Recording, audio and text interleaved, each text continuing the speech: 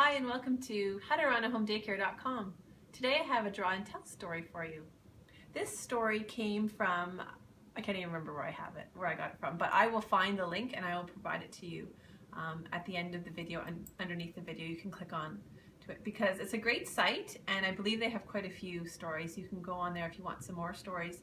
And after you've done quite a few draw and tells, you'll feel comfortable, I'm assuming, to create your own draw and tell stories, because all of the pictures that we do for a draw and tell, they're very simple pictures, so you don't have to be a good artist at all. I'm not a good artist at all, but you just use a simple picture, like a picture of a house or a picture of a flower, and then you tell the story, and at the very end the picture of the flower is revealed. So they're very easy to do, and when you feel more comfortable, you can create your own. You can make up anything.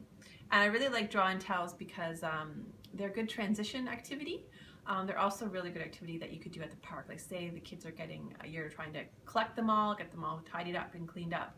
And some of them are ready and some of them aren't. So what I'll do is I'll just grab a stick and you can do them in the sand right there. So you don't need much materials, and it's really easy and fast. It only takes 3 minutes, and a variety of ages really seem to enjoy them as well.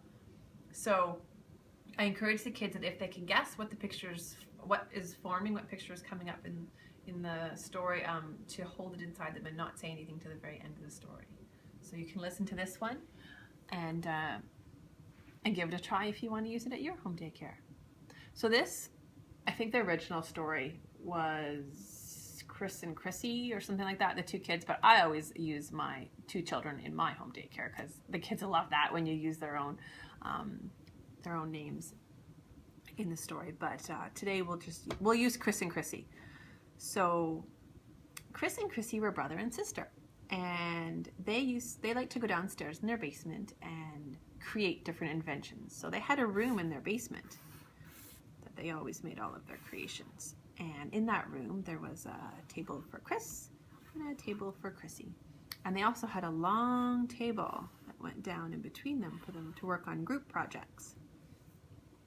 Now, Chrissy liked to build with boxes. She liked to use small boxes and big boxes and medium-sized boxes. Now, Chris, he preferred to use wires more than boxes. He liked to use long wires and short wires, chink chink, and medium-sized wires. Now one day they were working on a project together, and Chrissy said, you know, I just need one more thing. I just think we need 2 more boxes. So she added 2 more boxes. Finishing touch. And Chris said, yes, I do think it's almost done, but I just need to straighten out these 2 wires. That's my finishing touch.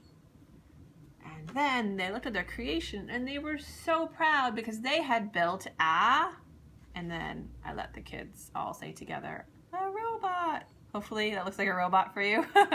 And it's nice in the draw and tell stories if you do your picture like I did, obviously upside down for me, but great for the kids. And this is something that I would do if I had a large group of children.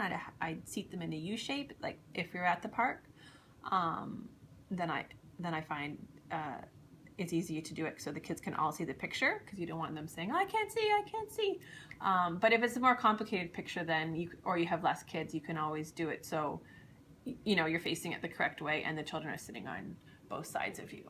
So I hope you enjoyed that today and gave you a little inspiration for what to do tomorrow afternoon at your home daycare. Thanks for joining me at howtorunaHomeDaycare.com.